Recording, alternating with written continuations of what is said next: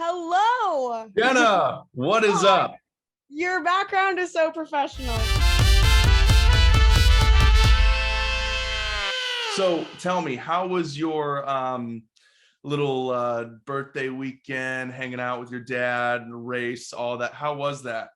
It was a lot of fun. I actually got back to Tempe literally 2.5 days before my birthday. So it was a lot of unpacking, but I did a little birthday dinner with my friends on my actual birthday. And then my dad happened to be in town because he was racing in Chandler this past weekend. So it was super fun. I haven't been to one of the races in 2 years. So it was really fun to go back out there and see people, and it's a whole experience. The drag race isn't for everyone, but that's my childhood. So Wow, that's really cool. So that's been your dad's career. He's a drag racer. yeah, so he's been racing since he was probably legal to drive, I think. Oh my gosh. He's actually from Canada. So okay. he I think raced out there, and I know he moved to America for my mom. So yeah, he's been doing it on and off his whole life. And yeah, it's kind of weird to have a dad whose literal job title is professional race car driver on on a part-time scale now. So Right. Man, that's crazy. Yeah. I interviewed a Formula Drift driver once, and I know nothing about cars. My brother does, so I like his manager, who's also his dad, reached out to me on LinkedIn and was like, "Hey, will you interview my son?" And I started looking him up, and I was like, "Oh, this guy's actually pretty cool." And so it was one of those. I'm I'm really curious, but I also will be "Oh, my younger brother will think I'm cool," so I did it. And it's all that racing and car stuff is fascinating. It's really it's nuts. It's a different world. I mean, you go to college and you don't expect to there's college athletes. Drag racing isn't really a thing. Actually, one of my closest friends from racing, I've known him since he was born. He's a student at ASU now, and he made his debut last year, and he's professionally drag racing as well. So you'll have to talk to him. He's very fun to I talk would to. love that. Yeah, I want to talk to everybody. I'll talk to your dad, I'll talk to your friend. That'll be cool. I'm trying to diversify the podcast. So that's crazy. And then so did you grow up here, or where did you grow up? I'm born and raised in Southern California. Okay. SoCal girl. Gotcha. Just like everyone. I mean, no one's from here. Everyone's from somewhere else. I feel like everyone that I met, my first year when I moved here was there's a lot of Scottsdale people. Yeah. Okay. But a lot of people in Southern California, they all go to California schools. I tried that. I actually went to college my first semester of freshman year in California. I hated it. Where at? I went to Cal State San Marcos. Okay. Gotcha. It's in San Diego area. Okay. Gotcha. I mean, I have a friend. I grew up in Ohio, small town Ohio. I had a friend who went and graduated from USD, University of San Diego. Okay, yeah. And I went and visited her. I'm like, this is so awesome here. I was like, oh my God. I mean, I love the desert. I mean, I'm just glad we have nice weather. It's way better than growing up with sleet and snow and all of that stuff. But I'm like, man, here on the ocean, it's just, it's a different vibe, and it's also double the price expense wise. Yes, it was. I was so much I was so much happier that I was there for a long weekend for fall. I went for fall break my junior year. Okay. Perfect trip. I'm like, okay, we're gonna ball out here. But if this was my life, I'd be homeless. I'd be on the street. Wouldn't be good. Not good. Not good. I'm anti-California. It's I'm actually going home tomorrow for the start of spring break, and I'm it's gonna be so different. Yeah. Oh my gosh. That's nuts. I can't believe this is your first podcast. I know. I've always joked around about making a podcast because my big thing is I did YouTube since 2010, on and off. So it's I hate the factor of getting ready and having to edit a video and look at myself. I mean, of course, it's already triggering enough for me to have to listen to my own voice, but I definitely think the whole podcast realm could be for me. So that maybe this is good practice to see if I Okay. enjoy it. Okay, perfect. Since I'm doing a favor, not really a favor for you, but I'm getting this is we are going to preemptively say that this is going to spark your podcast. It's going to be huge, and this is where it's all going to come back to. This start right here. I have done many podcasts, but I have never been a guest on a podcast. So I'm going to have to, we are over Zoom here, but I'm holding the podcast gun to your head and saying, when you start one, I need to be a guest at some point. Obviously, I mean, after this, you're going to have to give me all the tips and tricks. Yes. So then I'll start my own podcast and you'll be a surprise guest on mine. Hello, everyone. Welcome to the Joe Vore Podcast, Way She Goes Podcast Network. Do not forget to subscribe, hit that bell so you never miss an episode. Out every single Monday. Jenna Arend, I nailed it, is a YouTube TikTok legend. She knows the YouTube game. I saw her shaking her head when I was talking about subscribing. She's like, yeah, that's how you do it right there. Not bad, not bad. So thank you. Welcome to the show. So excellent to have you on. Well, thank you, Joe. You know, we've really come full circle. We met at a Devil's Thursday outing before, and now I'm on your podcast. So I guess, we're here and we're ready to go. That's how it usually goes. I meet someone at Devil's. I meet someone driving them around on the weekend, Uber, and they end up on the podcast. That's just kind of that's like the social media circle of life. I agree. I feel like, or it's like you meet someone mutually and it's like I meet so-and-so and then their friend is super cool and then I run into their friend. It's especially ASU. You hear something about someone and next thing you know, you're running into them like at Target because you stalked their Instagram last night when you heard a story about them. Yeah, it's like when you say something out loud and Instagram's like, here's an ad for that thing. It's exactly what it's like. That literally happened to me like 2 days ago and it was TikTok though. I was like on FaceTime with someone and they brought someone up and then I got their TikToks on my For You page the next morning. Isn't that crazy? One time, I swear I didn't Google it. I didn't say it out loud. I was thinking about something and it showed up on my Instagram.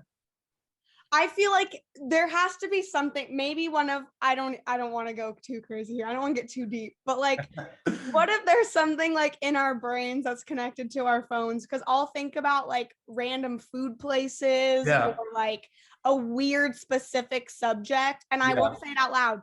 And then boom, ads for them. Crazy. It's nuts. So let's start with let's have a nice little moment where we have like the widest conversation of all time. It's a small world out there. So here's how the podcast kind of came about, because I had another social media online legend, Becca Moore, on. You slide up on my story. You're like, hey, I know her friend Alyssa. And I'm like, Alyssa Schooner, right?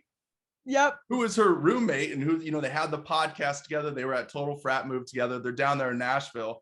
I'm like, wait, her like roommate Alyssa? And then I just decide to drop the bomb on you like, hey, I remember your stories all summer when you were working for the Savannah Bananas in that, college summer baseball league. I'm like, here's something crazy. My brother, who has his home opener today against Ohio State. Shout out Benny and the Cincinnati Bearcats. Good luck to them today.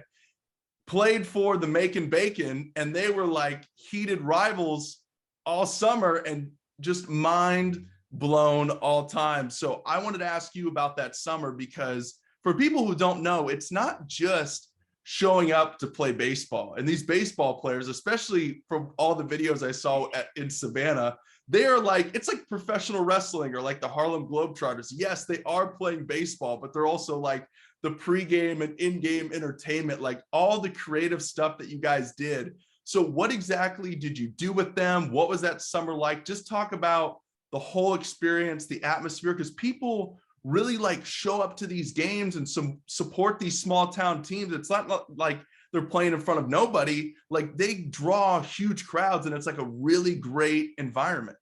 Yes. So basically I applied to work with the league. So the Coastal Plain League, like they're the league that Macon Bacon and Savannah Bananas and like all those very oddly named teams are on. But I guess all fun. summer ball leagues are named weird. So with a grain of salt, I guess. And I like interviewed with them and then they told me like, oh, like you can go work in Savannah. And I was like, no way. So like I was never technically employed by the actual Savannah Bananas organization, but being there and like I guess highlighting all their stuff for the league, I felt like I kind of was a part of like the actual Bananas family. And I remember showing up my first day and like I knew the Bananas were big time, like I had seen their TikToks, but like I didn't know what to expect. And I tried to get there early because I knew parking was going to be an issue. And there was a line of like 2,000 people, I kid you not, waiting outside. I want to say their stadium fits like 4K. And they sold out every single game. Wow. Every single game. It was insane. Nuts.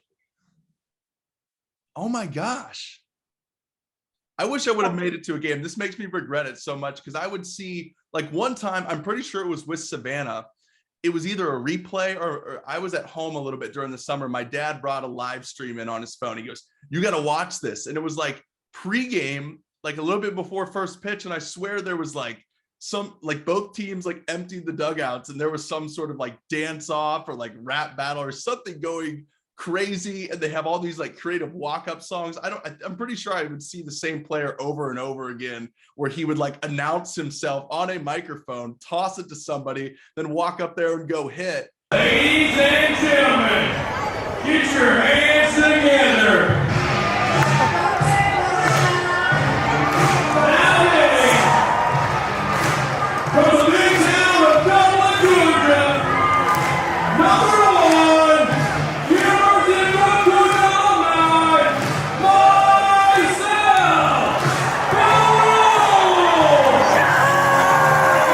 And these aren't just random baseball players. Like these are like college all-star teams. My brother was playing with his Cincinnati teammates, and there's guys that play for Georgia and Alabama. Like this is like high level baseball, but also just as high level entertainment. It was fascinating to me. And if my brother would have played college baseball, I would never have understood or just been aware of just like the extent of it. It's wild.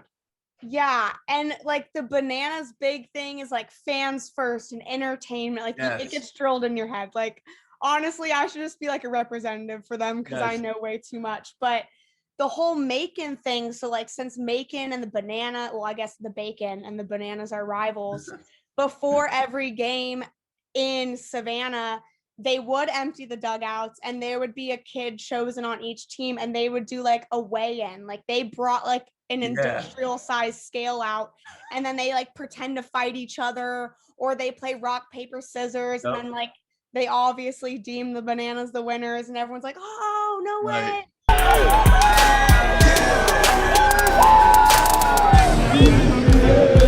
Weighing 251 pounds. And it's like a big deal. And like, I guess that's like their huge tradition, or at least that's what I learned. But there was a lot of those. And I'm also bummed that you didn't tell me that your brother was on the Bacon because I had to like learn how to be a sports photographer. Yeah. And I had to take so many pictures of all these players. I totally would have gotten some cool ones of the bro. Yeah, I know. If my brother would be was more out there on Instagram, he would have been very pissed at me. He goes, dude, you just blew a summer of content for me. And I did. Luckily, he's like, he could probably care less. But yes, no, I'm very upset. I didn't say something in the moment because I saw so many stories. I'm like, yeah, like I definitely see the maroon Bacon uniforms in the background. I'm like, that's definitely who it is. I just never did but I waited. But you know what? We're here now. So at least we made it.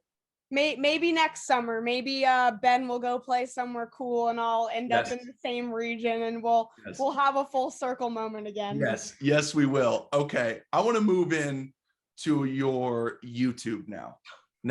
And this is great. So you have almost 280,000 subscribers. You got a huge following on there. I went back and watched your oldest video on YouTube. And thanks to you, this is from June 6th, June 11th, 2012. I wrote it down. And thanks to you, I now know how to make lip balm. So thank you for that. How old were you when you made this video? Because I mean, your voice, I mean, just you can just tell like this is a kid's voice. Like it's crazy. Hey guys, it's Jenna. So as I promised all you guys on Instagram and some of you on Facebook and YouTube, I promise I'll be making a lip balm tutorial. I was 11, so I was born in 2000, so the years are really good. Even when I'm slow with numbers, I always know how old I am. My brother's the same way, yeah. So it's nice, but there is actually older videos that have been published on YouTube. Oh. But neither of us have access to them. So for everyone that's listening, and for the entertainment of ourselves and me liking to make fun of myself, I was on another YouTube channel that I didn't own from 2010 to 2017. So I did it like my whole childhood. Yeah. That was literally my full-time job, essentially. Wow. It's weird to say that I've had content creation experience since I was 10 years old. But I was on this YouTube channel. It was a collaboration like kind of thing where each person, girl, had a different day of the week. And it was called 7 Supergirls, and we had 9 million subscribers towards the end. We hosted meet and greets. We worked with Disney. We did all this, like, you know, it was a big deal.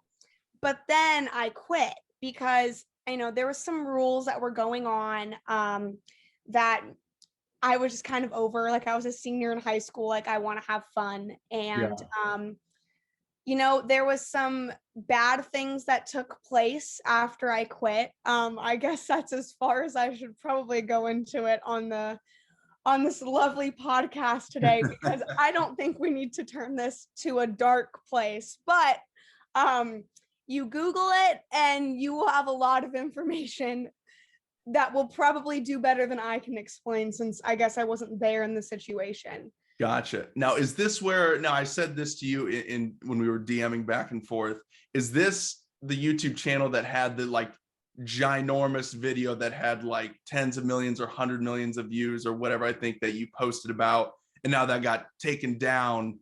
Was that channel that was on? Yeah. So well, I guess the first like 4 or 5 years I was on it, it wasn't really that big. And then maybe less than that, to be honest. It's been a long time, but basically we kind of like would have themes every week, and we'd have to like make a video that like applied to the theme. And for some reason I decided to make a video about being a mermaid, and I made my parents spend like $200 to buy me one of those little mermaid tails that you can swim with in the pool. And I made this video about it, and it was, I think, the first video on the YouTube channel to reach 1 million views. And by 2017, 2018, whenever the channel crumbled to its unfortunate ending, it had 97 or 98 million views on it. Wow. And it wasn't like a good video. It was recorded, I think, on one of those like flip HD cameras. Like, remember those rectangle ones, like an iPhone? Those are, people say that those are like the best videos on YouTube. They're just like the top comments, you know, because YouTube comments are kind of like a cult, right? They're always just like, oh, you can, if it's in 480p, you just know it's going to be a banger. Those are like the comments. And it's kind of true. If it's like somewhere between 2010 and like 2013, you can just pretty much guarantee it's just going to be, it's either like a real straightforward video, you're looking up a how-to, and it's not like, you know, actually, I think, you know, it's just like goes into like a whole social issues. It's like, no, I just want to know how to clean my faucet. And like, you know, the old videos, you're like, okay, it's kind of blurry, but it's telling me exactly what I need to do. That's like old YouTube. That's like where people like to live. Oh yeah. And I feel like old YouTube was such a different game. Like, I've told myself so many times, like, come on, Jenna, get back into YouTube. Like, it's good memories to look on. Like, I regret not having like all these memories from college on a camera, but obviously I didn't want to do that because I was so burnt out. Yeah. Like, you know, I was in front of a camera every single week for 7 years. I was more than over it, but I keep trying to get back into it. But it's like, all of these viewers and followers and subscribers that like I may still have now that have just like stuck around because I haven't uploaded, so they haven't unsubscribed yet. I don't know, like they still see me as like a 12-year-old girl. I'm 22 now. Weird? Isn't that so weird? Like I'm an adult, like I cuss, I drink, I go out, I have fun. And it's like every time I remember I posted on Instagram, like I want to say around COVID, and I said the word damn or something in an Instagram comment. Yeah. And it blew up. All the comments like, you're ruining my childhood. Like, why are you cussing? I'm like, I said damn, and I'm oh my gosh, a legal adult. Yeah, it's a little different because like one of your other older videos was like you and your friends that met at some Christmas party doing a Q&A, and you guys are like 6. And that's just, Rob Lowe talked, when he went on Rogan, he talked about this. It's just like, you know, if you get famous, especially like when you're really young, you almost get frozen like intellectually at that age. And that's good for you that you were able to kind of break out. Like you got older and you're like, you know, these rules, like I want to live my life. I want to do my thing. Obviously ASU, everyone knows kind of everything around ASU. It's a great place to have a good time. And you wanted to be able to do all of that. And I imagine too, like when you're young and when you first started, I'm sure it was, and that was kind of old YouTube. I kind of compare it to like the early days of The Bachelor. I'm sure with old YouTube in the early days of The Bachelor, people were just making videos for fun. And the early contestants probably actually kind of wanted to find love. And now it's all about business. It's all about, hey, I'm going to go on this, act like I love this girl, cry a little bit, make people love me. My DMs will flood. I'll get a blue check and I'll make money for posting pictures with moisturizer and collagen, and I'll be good for like 10 years. I was just about to bring up Sugar Bear Hair. How many Bachelor contestants have come off the show and they're all sponsored by Sugar Bear Hair? Yes, exactly. So now it's a total like business move. And like when I was like growing up, I was born in 98. So, you know, we're pretty much the same age, the same generation. I know at least me growing up, me and all my friends, we all wanted to be athletes. Like we, like growing up in Ohio, like we had LeBron, like we all want to play for the Cavs. We all want to be LeBron. And now, like the thing that you can't put down when you're in elementary school, like what do you want to be when you grow up? Like you can't just put, I want to be in the NBA. But now it's like, you can't put, I want to be a YouTuber. I want to be a TikToker. It's like kids early, like, yeah, maybe they're having fun with it. You know, maybe they're doing stuff with their friends or whatever. But, you know, like I see kids with like floppy hair, they're like 10 years old. I'm intimidated. I, you know, see them like just out and about or whatever. I'm like, that kid's probably worth like 6 figures. And it's just like when I was that age, I was going outside and playing with worms in the dirt. Yeah. And they're like, oh, TikTok. And I'm like, dude, like, yeah, we had like social media, like we had YouTube. Right. Like I remember I like created a Facebook before the legal age of 13 so I could play Farmville, you know, like right. I was a queen. I loved Club Penguin. I played that game every single day after school till I went to bed. But like kids now, like I almost feel like we're brainwashing the next generation. Yeah. I was in a job interview like a week ago and I'm on Zoom with like, you know, these people that I'm interviewing with, and they're like, oh, like we noticed like your social media following is really high. Like, can you give us some tips? Like my daughter wants to be an influencer. It's crazy. And like, parents I'm trying to like even bat an eye, and they're just like, yeah, I'm like my kid, like I want to subject my 12-year-old to being famous. Right? I'm like, crazy. I gave you and your kids some great advice and you didn't hire me. So now we have beef. Yeah, that's messed up. But it's great. Like, yeah, like you said, like we go out, like the girls and guys will play together. You play kickball, you know, you do whatever during the summer, right? And, you know, you run around and now kids probably sit around inside figuring, how can we go viral? Because if I get into the creator fund, I can fund my Fortnite addiction.